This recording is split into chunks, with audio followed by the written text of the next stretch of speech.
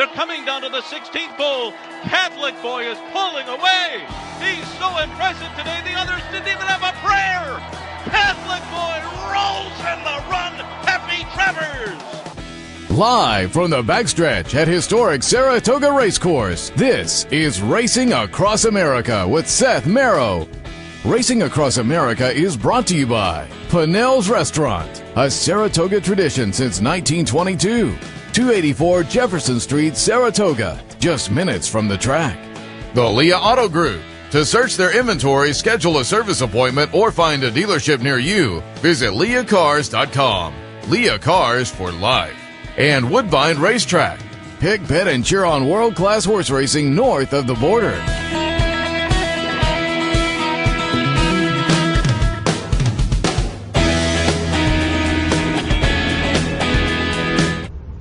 Good morning. Welcome to Racing Across America on this Friday morning live from Saratoga. I'm Seth Merrow. Thanks for joining us. Coming up a little bit later on the show, David Aragona, Time Forum, Daily Racing Forum. You see him do the pregame show often here at NYRA. We'll get some ideas from David on this afternoon's card. Also going to be joined by Rick Schosberg. He'll come in a little while. We'll talk some of the New York Thoroughbred Horsemen's issues and whatnot with Rick. Nick Hahn, who has a radio show down in Virginia. He's in town for a couple of days, but I thought we'd talk to him a little bit in promo of the radio show, but also racing in Virginia. We'll kick off in just a few weeks down at Colonial Downs. We'll get some thoughts from him. But top of the show, our friend Dale Romans came over on the golf cart and wanted to talk to Dale a little bit. He's got some runners down on the shore tomorrow in the Molly Pitcher and the Haskell. Dale, good morning. Good morning.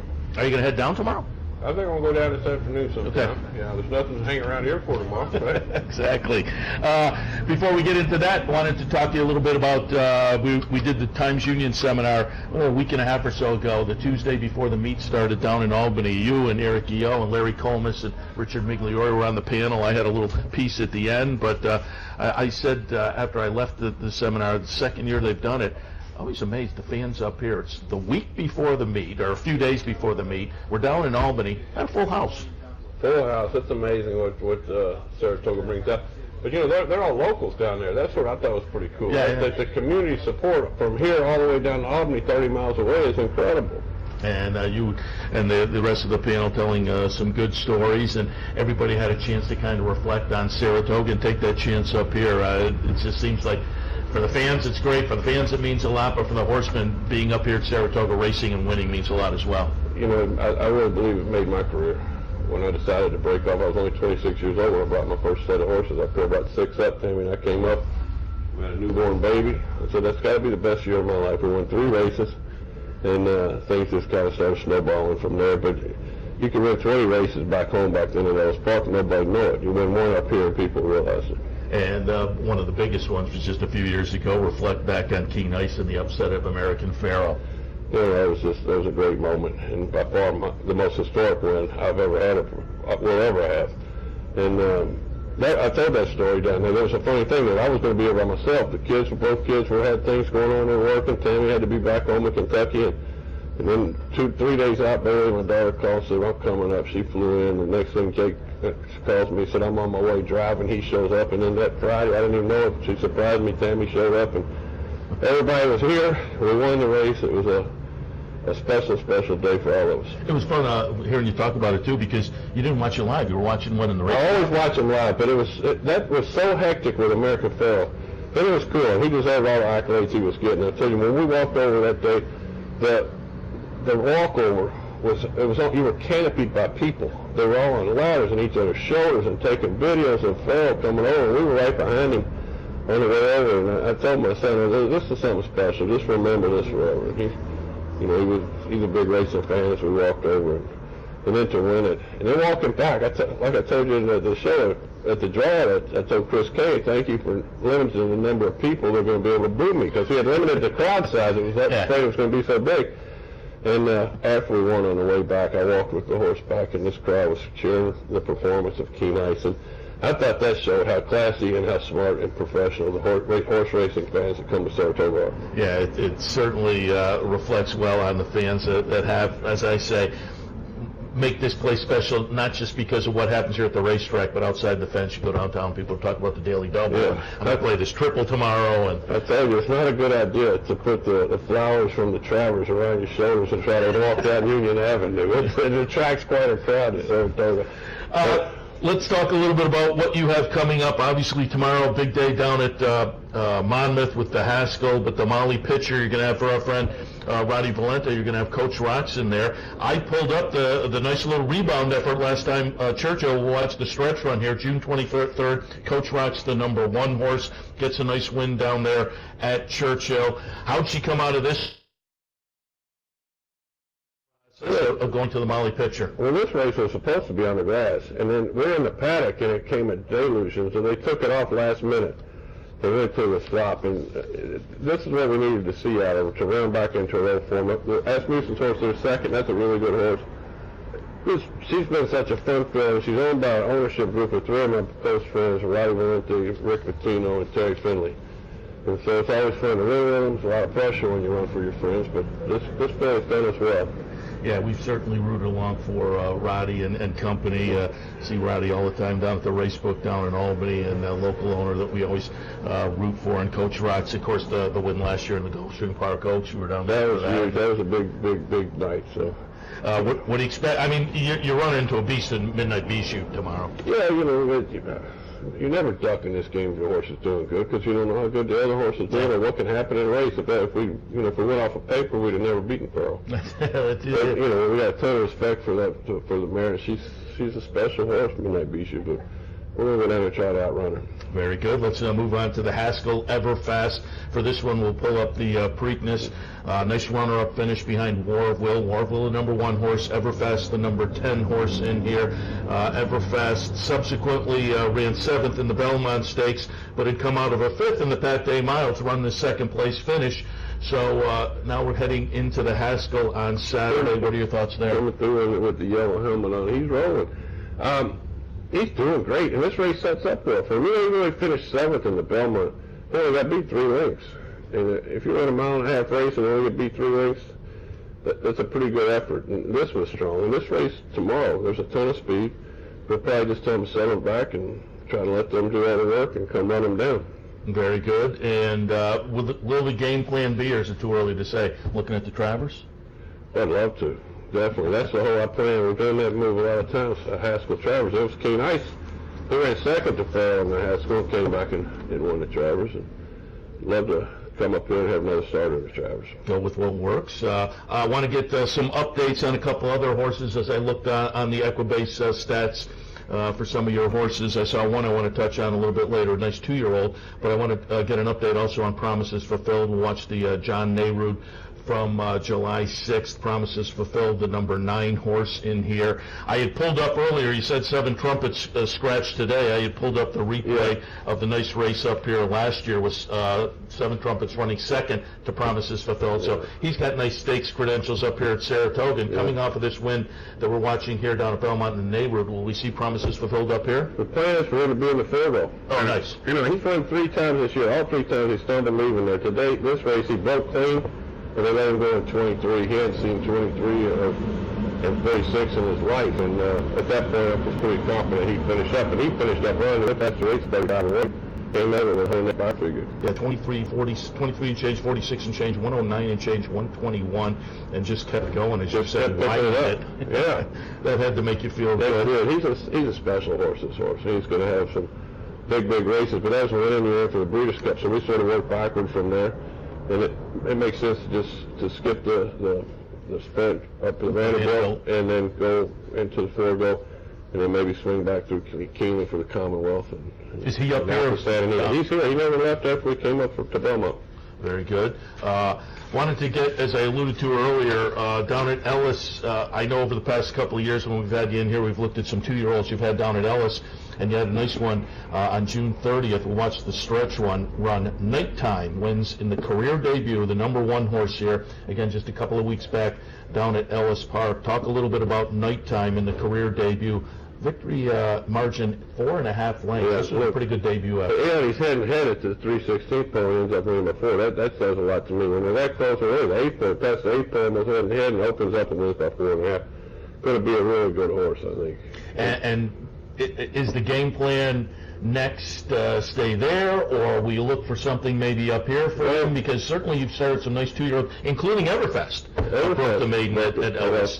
So you've had some nice ones that started there. A bunch of them. And so he breaks his maiden there. There's a stake down there that we may just stay for August 18th, but there's also a chance to come up here and maybe try a special or a hopeful or something like that, because this is a very good horse. And if people got another one running next week that people should watch out for, Dennis's Moment. I think he's as good a horse as ever had. Dennis's Moment. Yeah, he ran once at Churchill Downs and got shut off. The jock fell off, broke his arm off my main jock, house jock, Robbie Alvarado. And so Dennis is going to make his second career start, and hopefully keep the jock on his back next week. All right. You got any ones that you can whisper up here that are coming up? Up here, we got a couple, some nice horses you got to look out for, and some 2-year-olds that are going to be good.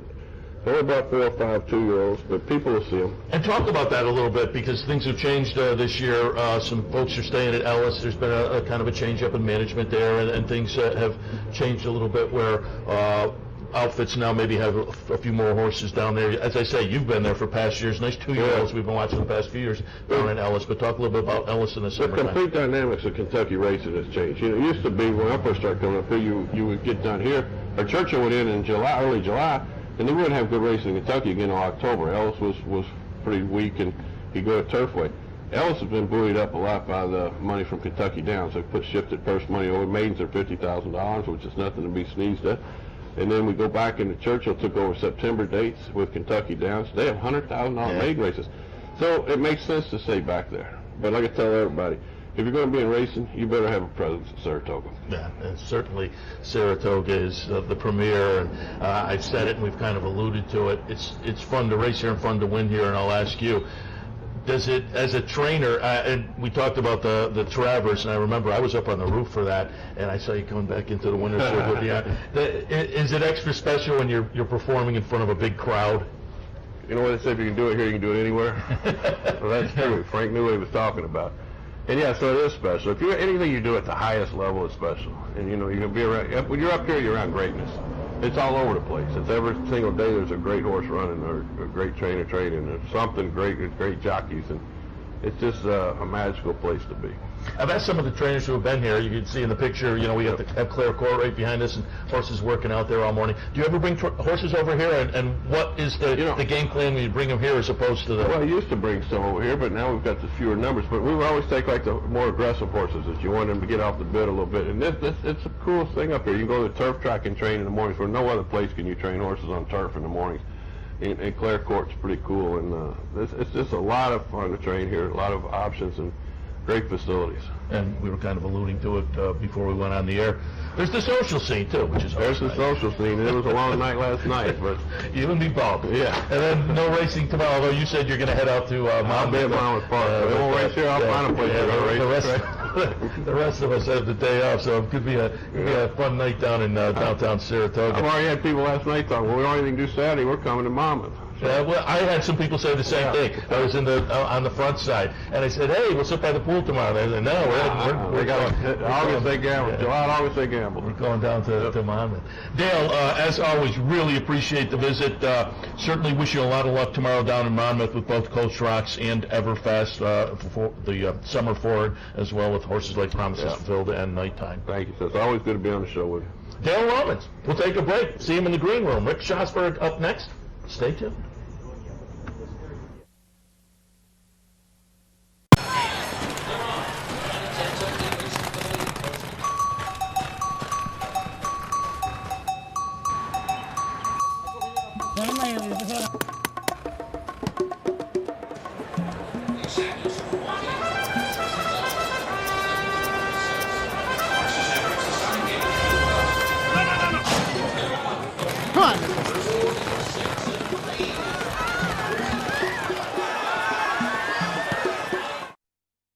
You like free money? Well, Capital OTB gives its players plenty of opportunities to cash in. At Capital OTB, there are so many ways for horse players to receive bonus dollars by simply participating in promotions such as our bankrolls, bounty bets, online handicapping contests, and much, much more. Plus, with Capital OTB's Player Rewards program, you get actual cash back. So what are you waiting for? Log on today at CapitalOTB.com or CapitalOTBBet.com and claim your free money.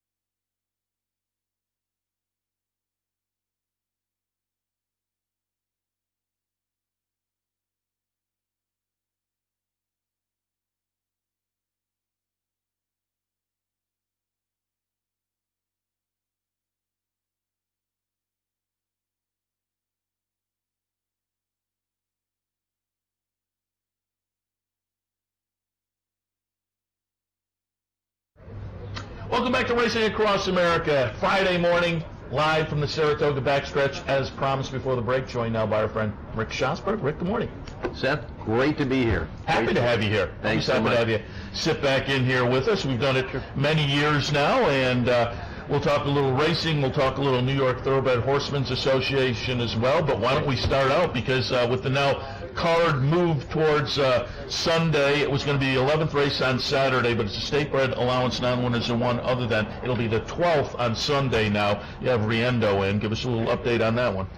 Well, interesting horse. He ran, we took it from 7 to Florida. He ran a couple of decent races, got into a little bit of trouble and kind of wasn't focused down there. We brought him back up to New York and immediately won. Okay, I think the blinkers have really helped him. He went on to run 2 good allowance races after breaking his maiden for a tag. And his last race, the post position really hurt him. He's the type of horse, he's a very heavy-headed horse, and if he sees daylight, he's going to take it, whether the jock likes it or not. And we drew the 10-hole, and we really got parked out into the middle of the course. And I felt bad for the jock. He felt bad for me. The horse just took him to the lead, went too fast, and couldn't finish last time. That being said, he only got beat 5 lengths, and his number was, not that bad. We drew inside this time. We drew the 2, and I think he'll get a better chance to get covered up. Once he gets covered up, he drops the bit a little bit. But as soon as he sees daylight, he's a pretty tough horse to handle. But Kendrick gets along with him really well. He's got a win and a third on him. Nice. So we'll look for Riendo on Sunday now. Sunday in the 12th. Yeah. I asked Dale, I've asked a couple other trainers in here because of where we're located. You ever bring horses back here? And it seems like when I ask people what they do in Clare Court as opposed to the main track over at Oklahoma, it's almost a mental thing. They're trying to get some kind of mental aspect out here with a little bit of a different atmosphere. Yeah, I think you can get horses to relax a little bit out here. It's a couple of things. Yeah, it's a little quieter. It's kind of like a country atmosphere. The track itself is a little bit deeper, and also the turns are much tighter, so they can't really roll around there. I like to take them there on race day, very early in the morning when it's nice and cool, so they can go ahead and get a little bit of exercise, not wear themselves out. But a lot of, especially when we're running at 7 o'clock in the evening, you want to get them a little bit of exercise, and it's a beautiful place just to let them, go around there, loosen their muscles up, and relax, and not get crazy. We've already alluded to it with the cancellation tomorrow because of the heat and humidity. Now, with no racing, what on the trainer side of things, what goes on in the barns? I mean, don't you make fans in the stalls and all that? Oh, yeah, on a day absolutely. like tomorrow? Oh, yeah, no doubt about it. We get the, high velocity fans on all of them. They've altered the training schedule tomorrow, so we're going to start a little bit earlier. 5 o'clock's the first set. Last set to be 9:30 with a break at 7 o'clock over here on the main. And I think that'll help a lot. really start to feel it. So I think my last set tomorrow is probably closer to 8:30. I really want to get him out early. But yeah, then we give him cool baths, get him in the stalls, get him behind those fans. You know, maybe not train him quite as hard in the morning. If you want to just take him up for a little jog, probably be a good idea. But you know, it just basic common sense. You know, it's really hot. What would you rather do? Sit in your air conditioning or go out there and run a marathon? Yeah, no, I hear you. You talked about your set, and we were talking before we went on the air. You've got a new branding for some of your horses, the Clear Stars Stable. Absolutely. You're wearing the shirt. Talk a little bit about it. And where does the name come from, Clear Stars? Michael Sternclaw is the head of the syndicate, the general partner, and Sternclaw in German, I guess, means Clear Stars. So we've had this syndicate up for about 10 years now. And we had My Four Chicks, and we talked about Mary's Girl, which is a wonderful story for the local folks. But we've started branding a little bit for the Clear Stars syndicate, and we've got saddle pads now, and our paddock blankets, and you know, all our own equipment and stuff like that. And it's a really great bunch of people. They really enjoy it. They can get in at a small level, and it's, you know, they can buy into a 2-year-old or an older horse or a combination of two, and it's always and we always enjoy having them come out in the morning. I got people coming out at 5:30 in the morning, watch their horses train up here, and it's great. They learn a lot. Open to anybody? Yeah, anybody wants to come in, you know, get us on. We have a website or our Facebook page at Clear Stars. You can always get a hold of me. But yeah, anybody wants to buy in. We've got horses now, and we're looking to get more horses and looking to expand the brand and move forward. And certainly now's the time to do it, because there's nothing like running a horse up at Saratoga. Absolutely, no. People like to run up here. They love to run well, but you know, the competition's pretty tough, and we're all looking for that elusive win up here. But boy, when you get it, it's one of the happiest days of your life, and Michael will attest to that. And even just the experience, as you say, coming to the backstretch and kind of petting your horse and going to the paddock and all those kind of things, it's fun. Extra fun up here at Saratoga. All right, we've got the cap here, and every time we have you back here, we talk a little bit New York Thoroughbred Horsemen's Association. You're one of the board members, and so let's jump into a little bit of that. Let's start out by talking, first of all, a topic that has become prominent in the racing game for probably the last 5-10 years, maybe a little more prominent this year, but the aftercare, and you guys with the Take the Lead program, it's been something you've concentrated on for a while now, so you've kind of been out ahead of this, horsemen in New York. Well, no doubt. The Take the Lead initiative was the brainchild of Rick Violet, our former president, who unfortunately for everybody passed away last fall. But he set up the program, he was the architect of it, and he and Andy Belfiore, our executive director, and then I came on board when I came on the directors board in 2011 and 12 when we started the initiative, and we have taken the lead on aftercare. I think nationwide, I think our funding has increased, and I think we have a great blueprint. We make it easy for the horsemen to get a hold of us, to transition horse, and we cover all the costs of getting the horse into a TAA accredited rehabilitation, retraining, and rehoming situation. And we also have the Take Two Thoroughbreds Only Hunter and Jumper Show League for the horses that make it through, you know, the ones that can get through the rehabilitation, retraining, and are talented enough to go into hunters and jumpers. We have a league just for that too, and that's the other initiative, and we have prize money and finals and all kinds of awards and stuff for that. But yeah, aftercare is all important these days. Getting these horses to transition to proper facilities that can handle the rehabilitation regardless of the conditions of the horse. If the horse has some injuries or if the horse needs surgery, transportation, we make sure that when the horse gets to the aftercare facility, whether it be Rerun up here in East Greenbush with Lisa Malloy, or New Vocations, which is just north of here, and in Kentucky and Pennsylvania, Aikendale, Old Friends. I mean, we work with everybody. We want to make sure that that horse's profile reaches the aftercare facility prior to the horse getting there. So when the horse gets off the van, they know exactly what to expect. whether it's if the horse has any injuries or some old injuries that need rehabilitation, or if the horse is just lacking talent here on the track and the owners decided, hey, why should I sink more money into him if it looks like he can have a great life? The bottom line is these horses race for 2, 3, 4 years if they're lucky. They live to 20, 25. So most of their life is after racing. So that's where the TAA and programs like Take the Lead come in. We assist the horseman. The horseman used to have trouble finding play. Oh, well, I know there's a little girl that wants this horse in their backyard. Well, honestly, that never really happens.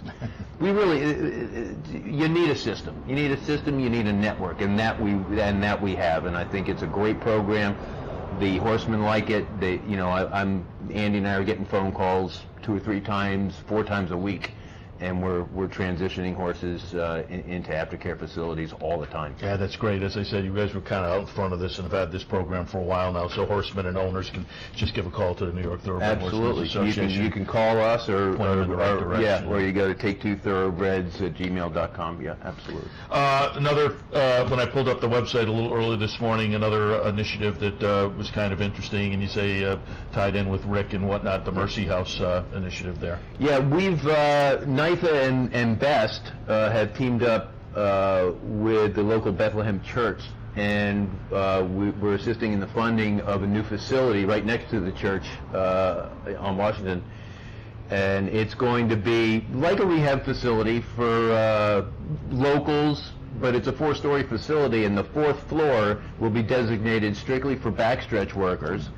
And it is dedicated to Rick Violet, so it'll be the Rick Violet rehabilitation for backstretch workers. I'm sure they'll come up with a smoother title.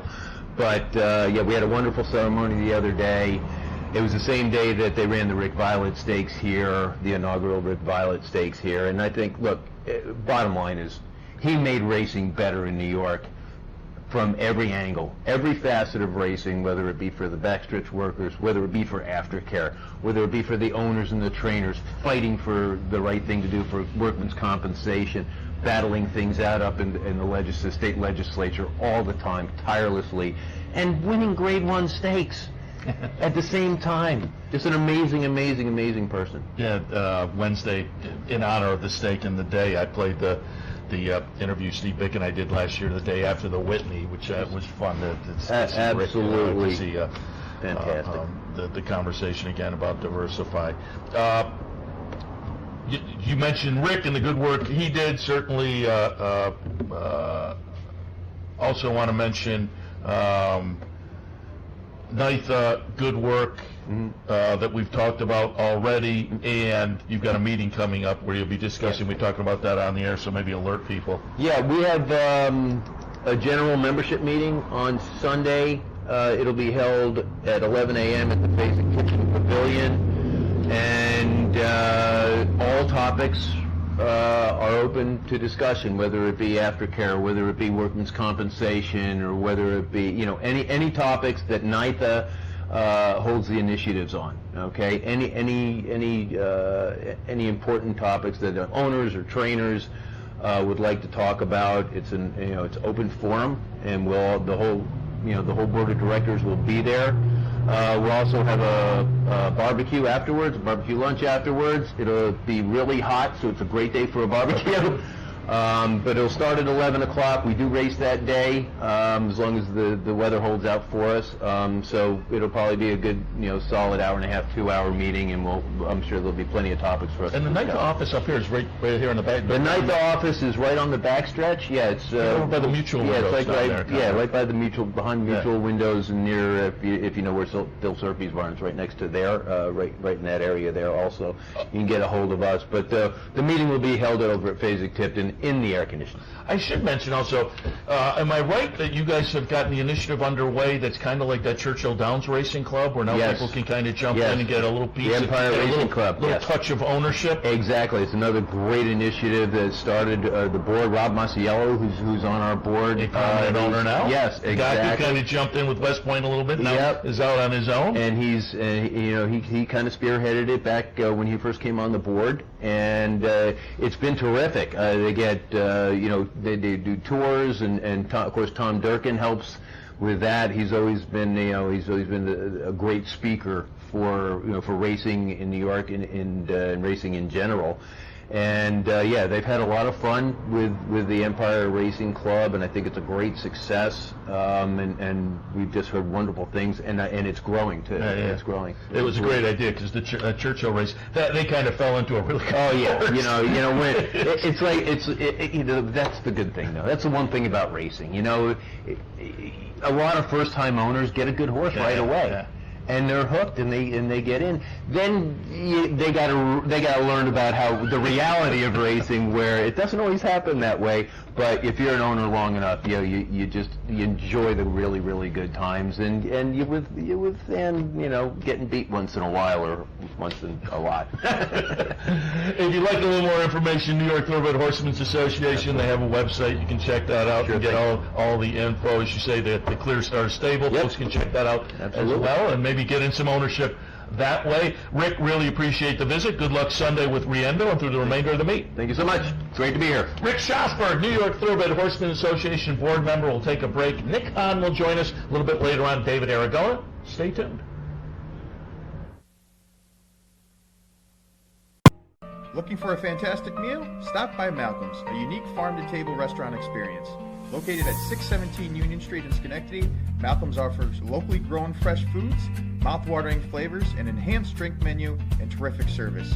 Malcolm's is a sure bet during Saratoga season. Make your reservation today.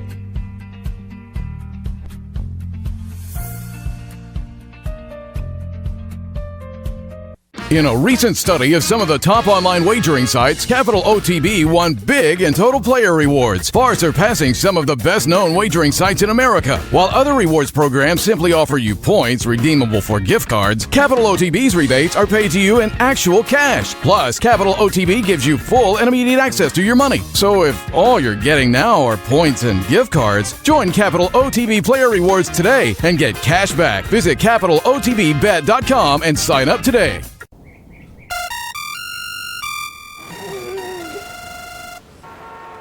Come on. I want sales reports on my desk by Monday. Whoops. My bad. Love racing? RTN brings you every live simulcast on your home television, plus live video streaming and race replays on your PC and mobile devices. To order, visit rtn.tv. RTN, a breed apart.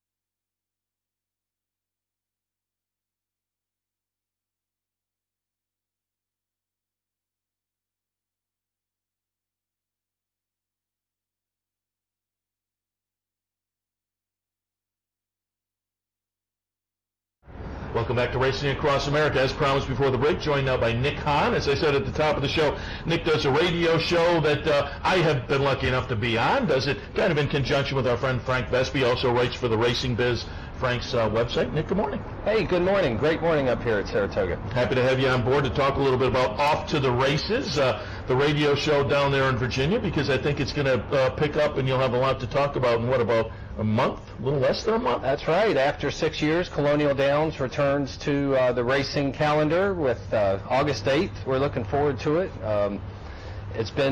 It's been a little bit, my yard is in good shape and my basketball game's in good shape, and I'm looking to wreck it now with racing coming back. A little bit of a distraction now. We were talking with Rick Schosberg about being broken down athletes. Rick said he finished like ninth in the mixed doubles in the Nationals this past year with his wife. God bless him, but talked about being a little sore after that. I was mentioning I was playing all winter long basketball, and I'd be a little sore on Tuesdays after playing on Monday nights. But as we contacted you this morning and verified show times and whatnot, you were coming off the court at the Y. That's right. And you come out of town. You come into town and look for a game. I like that. Oh, I love to travel up here. You got to find stuff to do other than going to the track. It's like, and now, with Saturday's racing being canceled, there's more time to play out here in central New York. How was the game? It was a good game. Good game. 50 and over. That's what people have told me that. I don't know. We got to get you out there. I don't know if I'm a morning guy, though. It's tough for me to get motivated because people have said, hey, the Y, they got this group, and I think, oh, yeah, okay. And then the clock goes up, and I'm kind of like, roll over. It took me 9 hours to get up here. You can get to the Y in 9 minutes. Come on now. Yeah, good point. So how long have you been in town? Just since Thursday. All right. Yesterday morning. So you were at the track yesterday? Yes. How'd you do? I had a real thrilling moment with the pick 5 that got very frustrated in the last race. I mean, it's a very narrow ticket, only a $16 ticket. Oh, you went after the last and I went all the way to the last. There was some chalk in there, admittedly, but that's okay with a ticket that size. I was hedging, though. I was really hedging that single in the last leg, and made some of the money back. But I'd rather have that $500 payout. Yeah, I hear you. We've all been there. Let's talk a little bit about. Again, you write some columns for Frank Vesby's The Racing Biz. Anything lately that jumps out? Well, we're just getting ready for the Colonial Downs meet, doing a lot of previews. There's so many horsemen, Virginia horsemen, that are real loyal and dedicated to the meet, and out of state. It's going to look a little different than it has in the past, with going head-to-head with Maryland and racing a little bit later in the year, going head-to-head with Saratoga for that. So I'm sorry to bring the Colonial Downs weather up here, but it's going to look a little bit different. You may not see the full fields. The purses are going to be doubled. The days are cut in half. 500,000 average dailies there. Whole new crew. They seem to be very responsive to horsemen. They have some veterans on. Jill Byrne is now the director of racing operations for Colonial Downs. She's really working hard. And they're just, they're just that first meet, kind of go through the cycle, make sure everything goes right, take care of everybody. I think that's what they're looking to do. And the turf courses, I mean, that turf course, for those who haven't seen it, it is just a supernatural turf course. I've seen some incredible things. Hurricanes come on shore and they don't pull racing off the turf. One time we used to joke about it for years and years that Colonial Downs might be one of the few tracks in the country where they pull racing off the dirt and put it on the turf, and then they actually did that, a few years ago. So, and the turf is just in great shape. Is Colonial the track where they set the fire every year on the turf course? Yes. Maybe we'll pull up some video to drop into the next show next week, just because, or you can check it on YouTube, because we had, I think, the track superintendent on the morning show back with the last time they raced, showing that probably a month and a half, 2 months before the season, they set the whole course on fire. That's right. Because for some reason it grows back better. It turns the course black, and it's Bermuda, and so that really the earliest they can race on it is June 1st in any given year. And they burn it, turns it black, it attracts more sunlight, it drops this was an education I got from J.D. Thomas, who's like the evil maestro of the whole thing. That's Jonathan Thomas's dad, trainer Jonathan Thomas's dad, by the way. Oh, that's interesting. But he is the one that came up with this. They actually drop. I can't remember if they did it this year or not. I think he wanted to kind of stop, but they used to drop a little bit of the crumb rubber in there. Yeah, little rubber pellets, which helps attract the sunlight and heat too. And gives a little aeration, a little bounce to it. He didn't want to do too much of that. But now he's had like a whole season to do it. Usually it's done in a little bit of a rush to get the track ready. But by the time August rolls around, I'm sure that track is going to be great. And the dirt track, now that they don't have to convert it with the harness meet being out in the Shenandoah Valley, they don't have to convert it. So now that the dirt, which is 1.25 miles, for training, and they'll run about 75 to 80% of their racing on the turf. But now the dirt course is in excellent shape. Talk a little bit about the course if people haven't been there, and just where it's located and what the facility is like. It's a quaint facility. We stopped at Penn National on the way up, and kind of from the grandstand, standing, and it's about that size. It can probably comfortably handle somewhere between, a top number could be about 15. They've had 20. Usually it's about 8 or 10. It's various mix of seating and stuff. It's located between Richmond and Williamsburg. They're going to be racing at 5 o'clock Thursday, Friday, Saturday, starting August 8th for the next 5 weeks. And great view of it here. You can see the grandstand and just that wide turf course. I think it has 20 lanes or something like that. So they, if one lane runs out, they just move the rail back and forth to find it. And there's an inner and outer turf. It's out in the middle of nowhere. I mean, that's what people say. It's the wooded arena, for the woods all around it, and you either play in Williamsburg or you play in Richmond, which is about a 20-minute drive. So it's not far. And again, your radio show Off to the Races, you concentrate on that racing in the Middle Atlantic region. I'm sure there'll be a lot of conversation about Colonial Downs. We talked a few weeks ago with Jason Beam when it was announced that he would be the announcer, and we were talking with him. He does a great job, so I'm sure he'll be great for that reignited season down there. And again, it starts off in a few weeks, and folks want to catch the radio show. I'm assuming they type in maybe your name or Off to the Races, find some internet info? That's right, and through the Racing Biz, because we stream it also through the Racing Biz. Frank Vespi does a great job. I mean, if he is really like one of the hardest working guys in the Mid-Atlantic. Doesn't get a lot of notability or credibility for really what he does, but what he's done with that website in a short period of time, I'm glad to be part of that team. I mean, he's got some good writers. If you're looking for news, I say when I have Frank, and I have him on quite often, if you're looking for news or information on racing in the Mid-Atlantic, the Racing Biz, the place to go. So they can stream the radio show through that, through the racingbiz.com. So keep that in mind. Off to the Races with Nick Hahn and company, covering racing in that Mid-Atlantic region. As I say, in a few weeks, things will gear up, and you'll have a lot of Colonial Downs talk as well. Nick, appreciate the visit. Sure. Enjoy your visit up here. Cash some tickets. We'll talk again. We got to get you back on the course. Yeah, well, that's the game plan. All right, we'll take another break. When we come back, David Aragona will join us. We'll talk a little racing on Friday afternoon and more. Stay tuned. Where's the best place to find your favorite teams, your favorite food, daily drink specials, and wagering on live horse racing? Legends Field Sports Bar, 711 Central Avenue, Albany. Get your game on day or night with 75 flat-screen TVs, tournament-style pool tables, a private banquet room, and live horse racing. So if someone asks you, where's the best sports bar in the Capital Region? Tell them Legends Field Sports Bar, inside the Clubhouse Racebook, 711 Central Avenue, Albany.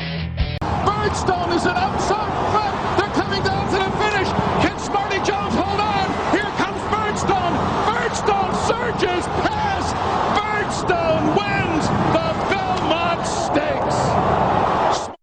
In front, but here comes High Chaparral. High Chaparral, the defending champ, to take it to Bob. These two arch rivals head to head with Joe Hart bearing down on them. It's going to be a 3-horse photo finish in the turn. Here's the wire. Photo finish.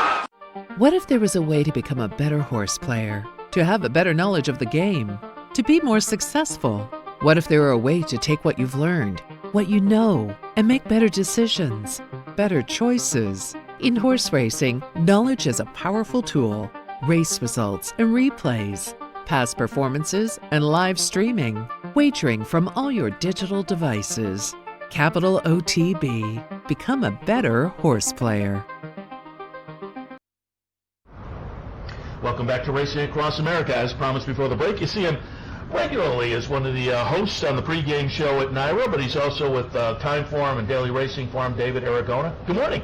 Morning. It's good to be here. Thanks for swinging by. Appreciate it. One of the questions I thought I would ask to start things off, because I say people see you all the time on the pregame show, you and Andy, and again, your work also in the Daily Racing Forum with the Time Forum comments and whatnot, but for people who are kind of just cluing in, give us your background. How did you become a racing fan? I started coming to the races with my dad, like many others. Yeah, exactly. Everybody. Except me. None of my family. I got a high school friend was a fan, but the dad to the races is big. Yeah, actually, my father became a fan of the racing when he went to his first race, which was actually Secretariat's Belmont Stakes. Oh, wow. So he got hooked at that moment, unsurprisingly. And I just started going since I was a little kid, and I always liked handicapping and picking winners and just finding some long shots and value, and just kind of snowballs. Never really imagined that I'd end up doing this for my career, but kind of worked out that way accidentally. Yeah, and talk a little bit about Saratoga. When was your first time up here, and how does Saratoga compare to other venues you've been to? I remember coming up, I think, for the first time in 97 or 98. I remember seeing Coronado's Quest and Grand Slam in an allowance race before they went on to That's funny. We just talked about that earlier. We talked about how potent the allowance races can be up here. Yeah, you don't see the 2-year-old ones that much anymore. But, yeah, I've been coming up for well over 20 years now, since I was a kid. And as I always say, it's not just the racetrack when you're up here. The local media is keyed up on it. You can be downtown and people are talking about the races. That's the fun of Saratoga. Oh, yeah, it's just like one of the best towns in the country. I mean, it's really just breathing and living horse racing all the time. Yeah, it's a lot of fun. Also, talk a little bit about Timeform before we get into some of the races, because they came on the scene really, what are we, 5 years, something like that? I mean, over in Europe, they were a little more prominent, but have come over here. And it's a little different way of getting the past performance information, maybe a little more visual would be a way to describe it. Yes, I've been with Timeform US for about 4 years now, almost 4 years. So what they do is they make a different kind of speed figure. You're probably used to final time speed figures like the Beyer speed figures. Timeform US does pace-based speed figures, so they'll adjust the speed figure based on the final time up or down based on how fast or slow the pace was and how the horse ran in relation to the pace of the race. They also do a really intuitive layout. If you look at Timeform US, a lot of color coding. They're really breaking things down to make them a little easier to understand and easier to kind of intuitively get a sense of how a race is going to shape up in a few minutes, rather than just seeing a lot of black and white numbers on a page. And these days people can catch that via Daily Racing Form. Yeah, via drf.com or timeformus.com. Wanted to pull up a couple from yesterday and just get some comments, because I was reading down your Twitter feed. You made some comments on some of these races. Just first pull up the Stillwater, and you made the comment, Fierce Lady was the big favorite, and certainly had that numbers edge off the career debut effort. But again, for folks who don't know, you kind of referred to it. She had off of that gone to a 2-year-old sale, subsequently as an RNA, came back to the races, but there was some travel in between that debut and the stakes race yesterday, and you said probably not the Fierce Lady that we can expect, certainly that we saw the first time, or maybe expect in the future. All of that said, we'll watch the number 5, My Italian Rabbi, for Jeremiah Engelhardt get it done here over Fierce Lady. Yeah, those of us that saw Fierce Lady's debut at Belmont were really impressed. I mean, she was arguably the most impressive 2-year-old debut winner at Belmont, despite the fact that she's a New York bred, and she just didn't really run back to that race here. Nothing against My Italian Rabbi, who did run well to beat her, and she was really game to get by her in the stretch. It just seemed like Fierce Lady didn't have that same early speed. It was just a little bit dull in the stretch of this race. But I think it was a relatively strong race for this level. Usually you don't see the 2-year-old New York breds running this fast early in the year, and these are all decent horses. Yeah, the first two certainly worth keeping our eyes on, and I mentioned it earlier, as I mentioned a few times, I think Jeremiah this season up here at Saratoga is going to be very interesting with the 2-year-olds. Yeah, he's had some live ones so far at Belmont, and I'm sure he's got more to fire up here. Wanted to show, speaking of 2-year-olds, one more race from yesterday that you commented on, City Man, the number 9. It's a career debut effort. You mentioned didn't break well, was wide and green, but once he leveled off, he looked pretty good. This was a first-time starter from Christophe Clement. MTO got what they wanted, and I'm sure he got what he wanted. Sharp margin of 3 here for City Man. Yeah, if you follow workout reports or look at some workout videos, there was a little bit of buzz about this horse being able to run a bit. He had outworked another Christophe Clement horse in the morning, and I just liked the way he did it. He was green, he was wide, he just didn't look like he was totally focused looking in down the stretch, and right here he really levels off and finishes well. This race probably didn't get a pretty fast speed figure, but he's one that I think can run a lot faster in the future. Yeah, it was a nice performance, certainly getting what they wanted, career debut, and as you say, once he kind of leveled off, he looked pretty good. All right, let's get some ideas for this Friday afternoon, and we'll kick things off. We'll look at race number 3 on Friday, State Bred Maiden Specials, 5.5 on the grass. I went 5, 1, 4, and 12. I put Dahl on top. The question mark is the turf, but I'm going to trust Service and Michael Dub, although they did this with the horse a few days ago up here that didn't do so well. But on the other hand, they've done it with World of Trouble, and it's worked out all right. So I'm going to take the shot with Dahl that, again, the turf is not going to be an obstacle. I went in that direction, but what did you think? Yeah, I also set the morning line at Naira, and I made Dahl the slight favorite at 7-2 over Dearly Declared. I think these two will vie for favoritism. I just never like taking horses trying a new surface for the first time as the favorite. That's the one reservation with the Dahl, even though she does have some pedigree to do it. I went with Dearly Declared. She's a horse that I've been waiting to run back off her last trip at Belmont Park. I'm just not really sure what the plan was that day. I don't know if it was an instruction from Barclay Tagg or if Jose Ortiz made the decision to rate this horse, but looking at that race going in, she seemed like she was supposed to be the controlling speed that day, and for whatever reason, they decided to take back from the rail. It just didn't work out. She was 2 rank behind horses, ended up getting a wide trip without any cover. I don't mind returning back to 5.5 furlongs because she does have some speed. She didn't really handle the stretch out to 2 turns at Gulfstream. She faded a bit at the end. So I'm hoping she can just kind of slot in behind the speed horses and make a late run in this race. I think she's arguably the most talented horse in the race, though. And it'd be fun to see the Funny Side team walk into the winner's circle. Saratoga and Barkley tag. Next up, we're looking at the 5th and 7th? The 7th. 7th next up, that is an optional claimer, non-winners of 2 other than, I said when we did the handicapping report earlier, I guess in this day and age, a mile and 3/8 is kind of a marathon. We're certainly verging on it in year 2019. I tilted towards the number 9. Brian Addo, who's on with me earlier, liked the speed of Crack Speed and thought he may take it. Lemonis, to me, the other Pletcher. I put Pillar Mountain on top from Pletcher, but Lemonis, the other Pletcher, is interesting. So I have it 9, 10, 7, and 8. Your thoughts on the 7th? Yeah, we pretty much agree. I don't usually like to pick favorites. I try to find value in these races, but I also think at race cards like Saratoga offers, you want to find horses that you can key on in multi-race sequences, and I think Pillar Mountain might be one of those because I do believe he is what this race centers around. He is just the most likely winner. I know he's stepping up from non-winners of 1 allowance races to non-winners of 2, but if you look at the fields that he's been facing, I don't think it's really that much of a step up in class because 2 back, he ran against Voting Control, who's probably a horse that's going to be down for stakes for Chad Brown, and then last time he beat He's No Lemon, who we saw come back and win here pretty impressively yesterday in a decent non-winners of 1 allowance race. So I just think Pillar Mountain makes a whole lot of sense. He's proven that he handles the distance in a race where others haven't done that yet, and he's not going to mind a little bit of give in the course if we still have that from the rains that fell on Wednesday. So I think Pillar Mountain is the horse that you want. I would also use Sentry underneath him because Sentry was closing into a very slow pace last time and he was somewhat compromised.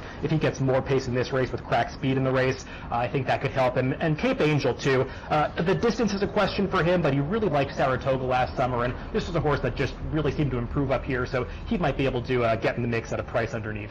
Yeah, he did put in a couple of pretty nice performances on the move to Saratoga last year.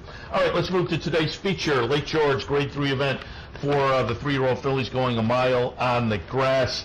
I like Blowout. I had Mike Welch in yesterday, and we looked at the Wild Applause. Mike was talking a little bit about Wesley Ward and the Macomb Bullet, so I thought we'd pull that race up, the Appalachian, from April 7th at Keeneland. The Macomb Bullet's going to be the number 4 horse here, getting it done by a chart margin of a little over a length.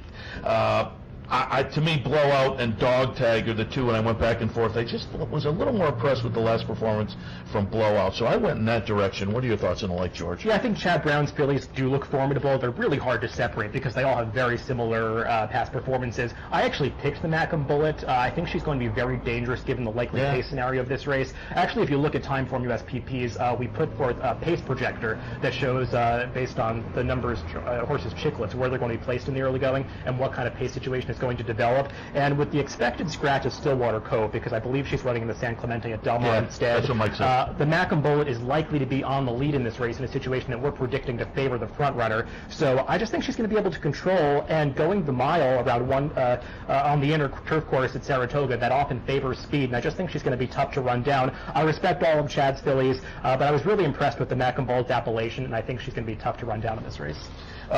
So there's the Friday card. Saturday card got moved from Saturday to Sunday. Any thoughts on the Coaching Club American Oaks? Does Guarana kind of step to the top of the 3-year-old filly class? Yeah, I mean, we've got to see what Guarana's really made of going into 2 turns. I think that's the real question. She's got all of the speed that you could ask for. The stamina's the question. She's bred to do it, obviously, on the dam side. She's from one of those Phipps families. Her second dam is Pleasant Home, who won the Breeders' Cup Distaff a number of years ago. So it's not going to be surprising when she handles it. She's also likely to control speed in the race. So she's a deserving heavy favorite. But Point of Honor and Champagne Anyone, they're okay, and they'll be there to take advantage in case she stubs her toe. I think she's the likely winner. She's probably the horse everyone's going to pick in the race. But I don't think she just is going to be the winner by default. She's got to actually show up and do it. Any thoughts on the Haskell tomorrow? To me, my main thought on the Haskell, and I haven't really parsed out where I'm tilting, I just want to see what King for a Day can do. I want to see if that horse can validate what we saw in the Pegasus. And I think that's possible, which then puts him in the 3-year-old picture, which is crying out, like the 3-year-old filly, crying out for a leader. Yeah, King for a Day has been a horse that's always had a lot of ability, and I think they just had trouble getting him rolling, getting him ready for the big races. And I'm interested to see, too, if his prep race in the Pegasus was a fluke, because it might not be. I mean, he just might be that good right now. And coming off the Triple Crown races, you often see these 3-year-olds start to step forward, start to fulfill the potential they had shown earlier. And Maximum Security might not have the advantage that he had going into the Triple Crown anymore. I think it's going to be really interesting, as I say, to see what he can do to maybe validate. Code of Honor, I think, is now interesting off of that last race. The 3-year-old division, I've been saying, the race tomorrow, the Haskell, the Jim Dandy, the Travers, and the Pennsylvania Derby have that kingmaker potential. Hopefully it winds up to be the Travers up here. Before we let you go, I have a list here of some of the winners we've seen so far, stakes-wise. By Your Side in the Sanford, Comical in the Schuylerville, Listing in the Quick Call.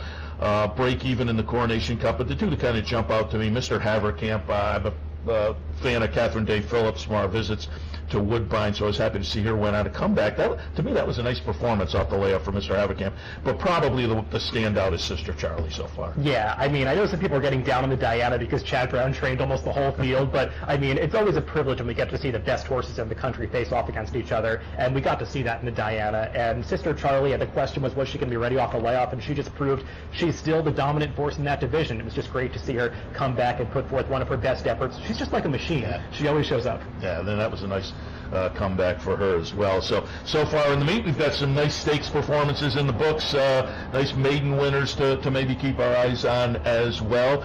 We appreciate your thoughts for today. You're in town for the entire meet? I'll be up for the entire meet. So the game plan is to get you in a couple more times maybe, because one time I would love to discuss putting the morning line together. Yeah, let's do because it. I think people would really like to hear what the nuts and bolts of that are. Yeah, a lot goes into it. I'd be happy to discuss it. All right, so we will do that. We'll put that on the agenda. David Aragona from the New York Racing Association as far as the pregame show and the morning line, but also Time Form and the Daily Racing Forum. All right, we will take a quick break, wrap things up on this Friday edition of Racing Across America. Stay tuned.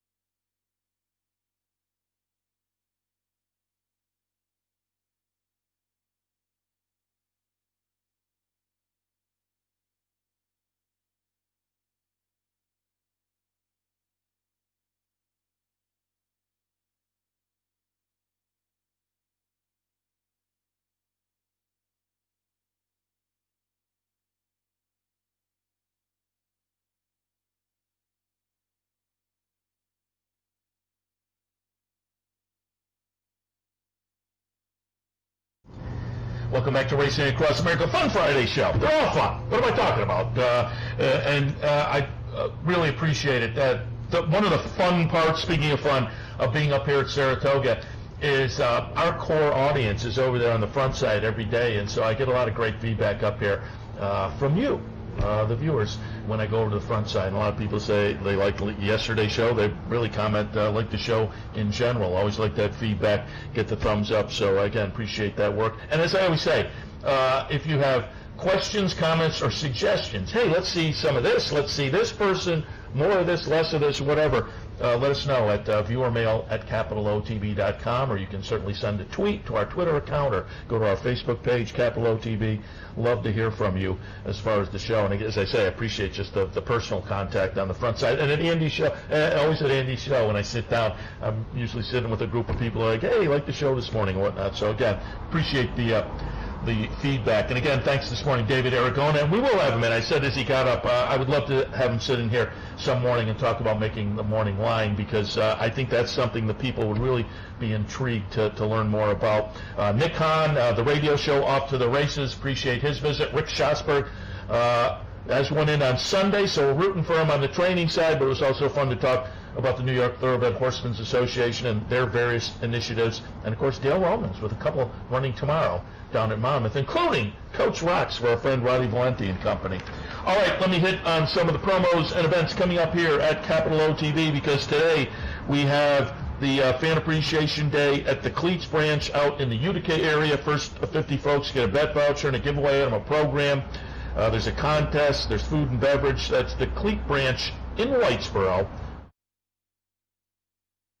So we can say thank you to you. Keep this in mind, the bounty bet. It'll be every Friday here during the meet. All you have to do is play the late pick 5 with your Capital OTB bet account, and you get a chance at the bounty, which is over $2,100.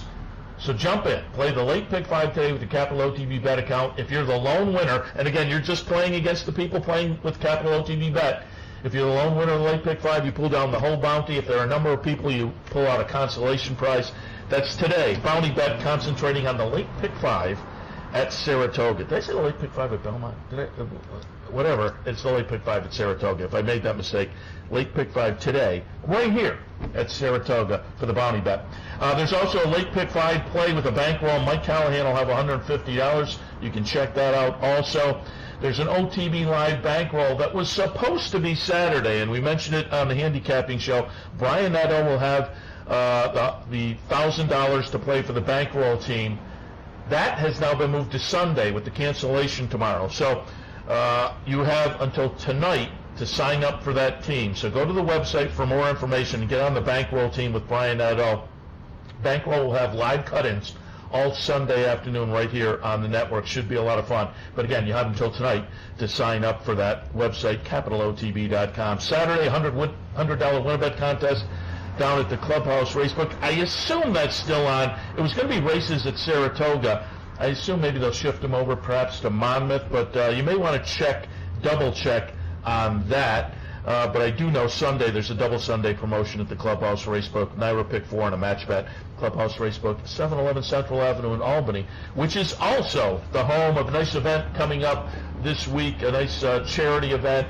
Love to alert you to the charity outing at the Clubhouse Racebook coming up on Monday, July 22nd, 5:30 to 8:30. Guest celebrity bartenders. You can see down there Roddy Valenti, Dale in town to serve behind the bar. All of it benefits Act Naturally. We've had Val Buck from Act Naturally on with us here on the set. We'll try to get her in sometime again, probably this summer. She, I want to say, her backstretch days, she was with Wayne Lucas for a while, but we've talked with Val, as I say, over the past few seasons about what she's doing now. A little north of here, has some retired horses, and they are used in therapeutic ways for folks. And so, again, we will be benefiting Act Naturally down at the Clubhouse Racebook. Stop down Monday night from 5:30 to 8:30. Have a drink, have a Coke or an alcoholic beverage or whatnot, and belly up to get the celebrity bartenders Monday night, Clubhouse Racebook, 711 Central Avenue in Albany. All right, again, we said it at the top of the handicappers report, but I will remind you, with the heat and humidity tomorrow, the decision was made yesterday. Saratoga tomorrow, really a number of venues, Finger Lakes, Delaware Parks, a couple other tracks. Monmouth still a go with their big day for the Haskell. They put special protocols in place to address the heat and humidity. But tomorrow here at Saratoga, no racing. But they took the Saturday card. If you were into it and did some handicapping like I did, then keep your program, because the Saturday card has just been transferred. Now they will add a race at the beginning. That canceled steeplechase from the other day will kick things off. That means an early post time on Sunday of 12:20. Then what was that Saturday card will be in the middle, and the feature from Sunday to Shoe V will be run as the last race, the 13th. So the Saturday card kind of stays intact in between the steeplechase race 1 and the Shoe V race 13. So that's the situation up here with tomorrow. No racing. Get your floaty and sit by the pool and fire up your Capital OTB bet account and take a look at the Molly Pitcher and the Haskell and the other nice stakes down at Monmouth on Saturday afternoon. But there's plenty of racing today, so enjoy that. Saratoga, Del Mar, and all the other venues that will be available on this Friday afternoon. Lots of great racing today. We covered it earlier on the Handicappers Report. We got some ideas as we went along via Racing Across America this morning. So hopefully we gave out some good ideas. Cash some tickets. We'll see you next time right here on the network. Stay tuned. You've been watching Racing Across America with Seth Merrow. Racing Across America has been brought to you by CapitalOTBBet.com, the premier online wagering site in New York State. CapitalOTBBet.com. Sign up today. Pannell's Restaurant, a Saratoga tradition since 1922. 284 Jefferson Street, Saratoga, just minutes from the track. The Leah Auto Group. To search their inventory, schedule a service appointment, or find a dealership near you, visit leahcars.com. Leah Cars for life. Woodbine Racetrack. Pick, bet, and cheer on world-class horse racing north of the border. And the new Capital OTB mobile app. Wager anytime, anywhere. Download it free from the iTunes Store or Google Play.